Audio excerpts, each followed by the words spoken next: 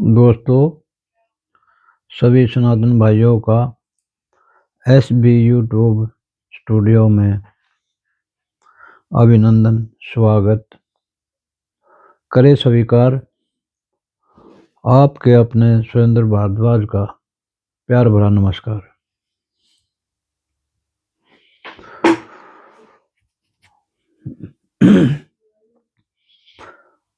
दोस्तों, हमारा जो देश जो था ना, जब आज़ाद हुआ ना, कई लोग बोलते भी थे कि भाई अंग्रेज चले गए तो बढ़िया अच्छी राहत मिलेगी, लेकिन मेरे ख्याल में वो सिलसिला आगे बढ़ता चला गया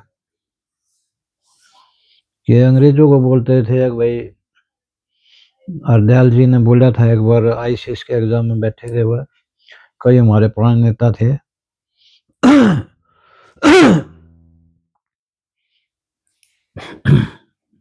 उसमें एग्जाम में ICS का एग्जाम होता था पहले अंग्रेजों के टाइम में, तो उसमें कई नेता बैठे थे जो पुराने थे, हमारे फ्रीडम फाइटर बने बाद में। उस टाइम के युवा होंगे, बहुत अच्छे इंटेलिजेंट जो बच्चे थे वो बैठे थे।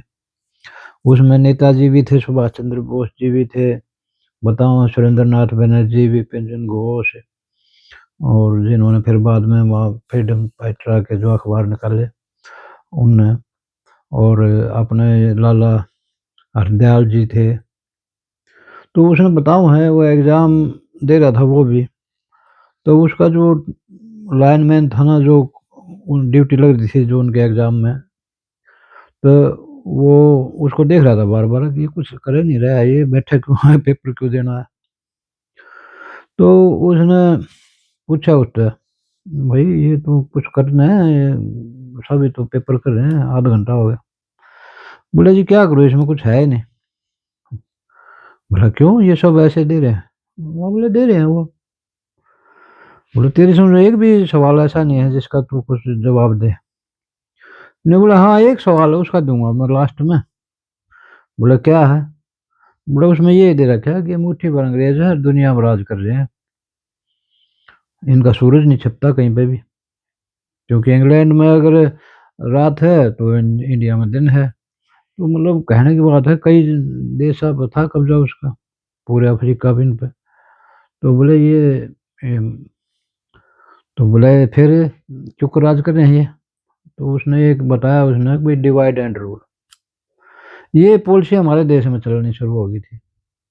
समाधान नहीं ढूंढा, दुनिया में जातियां होंगी, गरीब अमीर सब पूरे दुनिया थी उस टाइम में, सब फॉरवर्ड थोड़ा थे। सिवाय इंग्लैंड ने, भाई इंग्लैंड में कहते हैं 1500 ईस्वी में वहां पर उद्योग क्रांति आ गई थी, बाकी देश तो सब गरीब पे थे।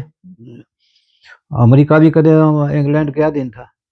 तो मेरा कहने का मतलब ये है कि हर एक देश में थे, लेकिन हर एक देश ने ऐसी नीति अपनाई नहीं है कि अपने देश को तोड़ दो, अपने लोगों ने आपस में बिठा दो आरक्षण के नाम पे।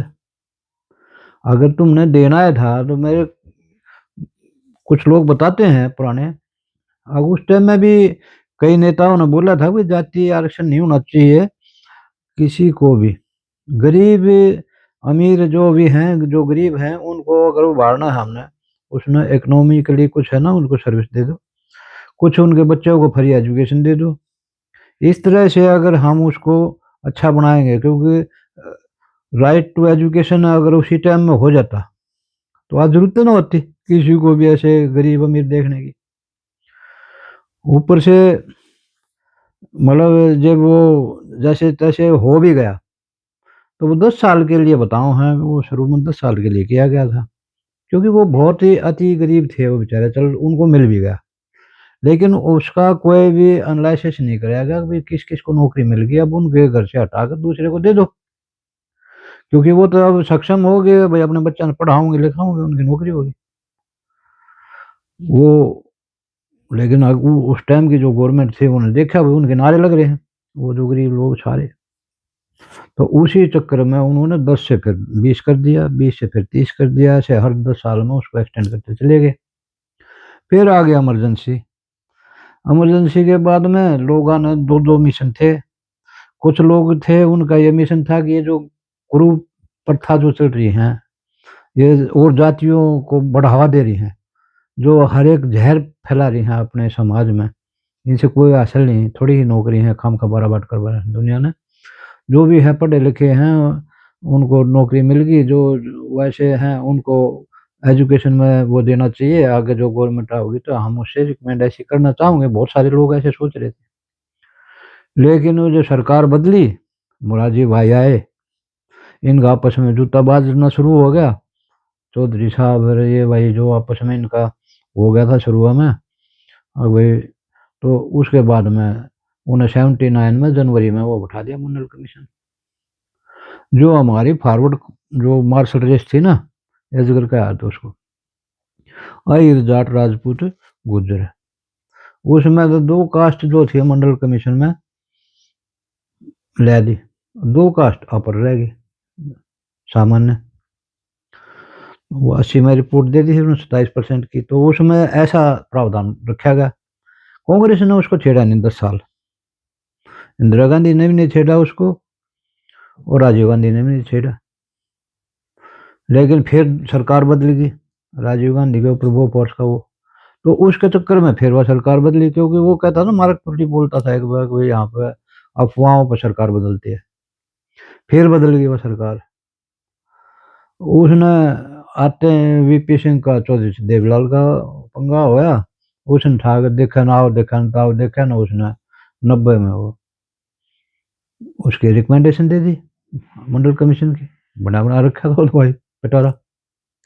लोग कट गए मर गए उसमें, जबकि जो उसमें भी आते थे ना, उस मंडल कमीशन के दायरे में भी आते थे। एक राजीव गोस्वामी था जिसने यूनिवर्सिटी में पढ़ता था, स्टूडेंट था, उसने आग लगा ली थी।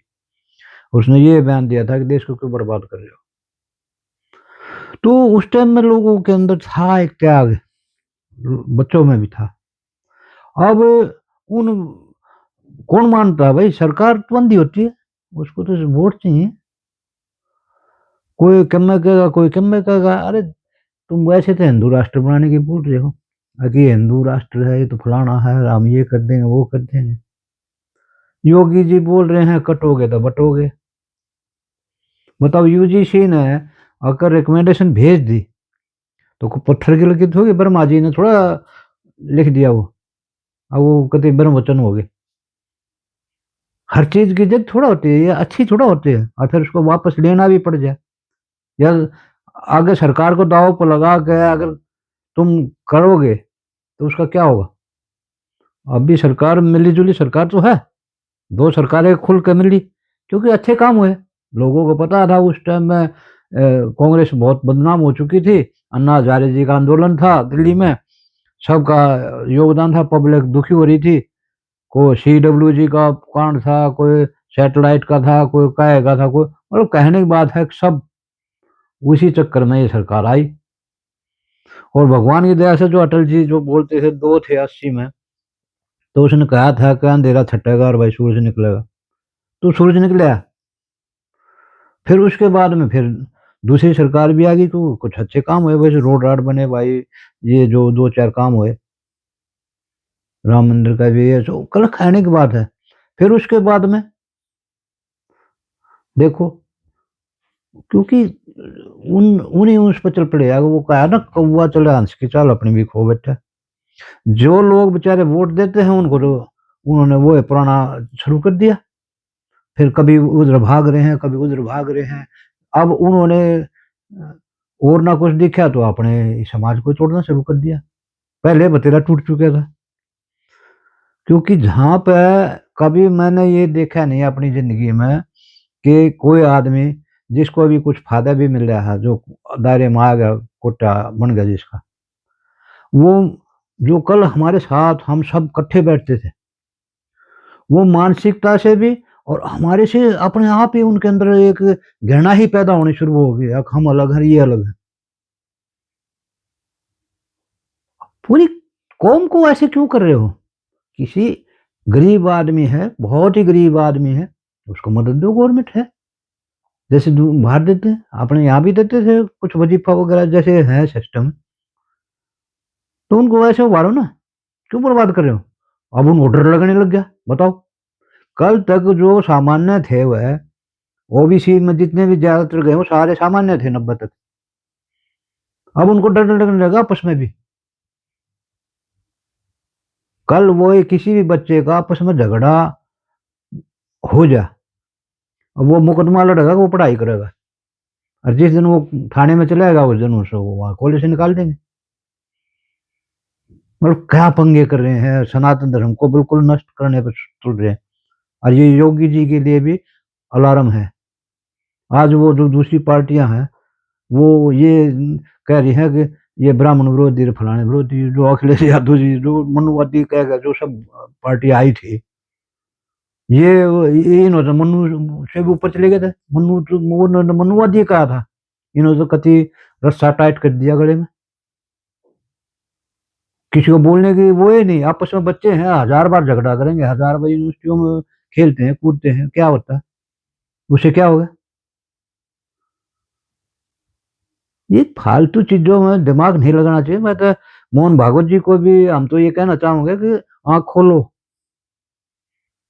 सभी पीछे लगे हुए हैं। अब अच्छा चल रहा था राज, तो इसको देश को अगर तुमने जो अगर पीछे की बात याद करके चलना है तो इसको बर्बाद मत करो।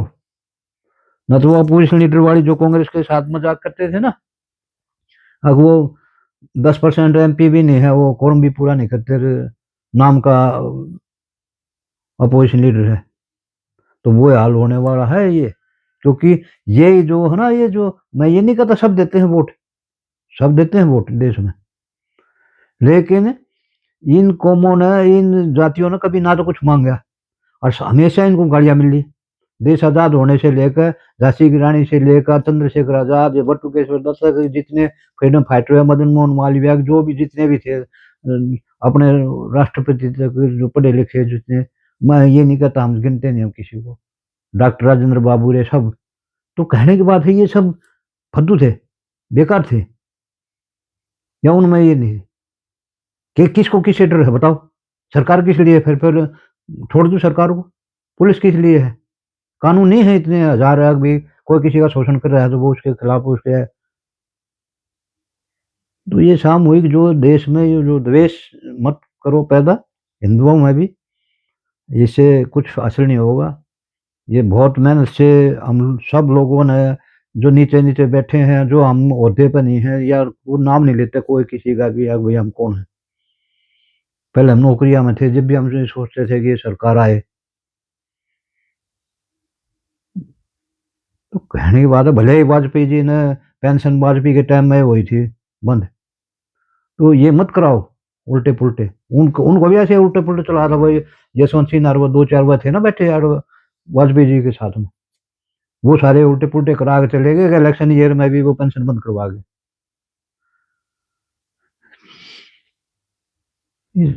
सारे जो अपने समाज को, मैं तो ये समाज को भी बोलूंगा, जब देखो परमहंस जी जो है, स्वामी हैं, साधु हैं अयोध्या के, उसके कौन सा बच्चे नौकरी लगने हैं, उनके कौन सा वो आप वो करना है।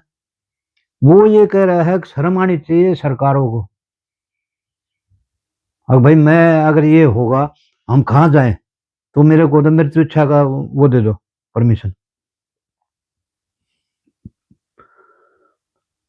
और ये आगे सोच समझ गए, ये कोई ऐसा रिकमेंडेशन देती रहे। कोर्ट ने भी कहा भाई इनकी सुरक्षा के, अब कहा सुप्रीम कोर्ट ने भी, उन्हें ये कहा कब कहा है कि तुम ऐसे कर दो, क्यों ऐसे कानून बनाओ। वो आओ तो आओ में वो बनाया था, किसान बैठा कर चारों ओर हुआ, और उसे कारण ये सरकार अलग से ऐसे बनेगी। क्योंकि वो जो अंदर अंदर जो धंधकता है ना, उम्मीद एक बार होती है, फिर 2 बार होती है उम्मीद, बार बार नहीं होती उम्मीद। वैसे भी आदमी बोर हो जाता है रोज एक आदमी की सुनकर। तो देश को आपसे बहुत उम्मीद थी, मैं मोदी जी से हाथ जोड़ के बात करता हूँ, सभी से, अमित जी से भी, जितने भी हमारे सीनियर वरिष्ठ हैं, राजनाथ जी भी, गडकरी जी, ये अपने संघ के जितने भी हैं अपने, मोहन भागवत जी भी, सब इस पर ध्यान दो। और मैं अपने सनातन भाइयों से भी कहूँगा कोई ऐसा कदम ना उठावें सब सरकार ठीक करेगी।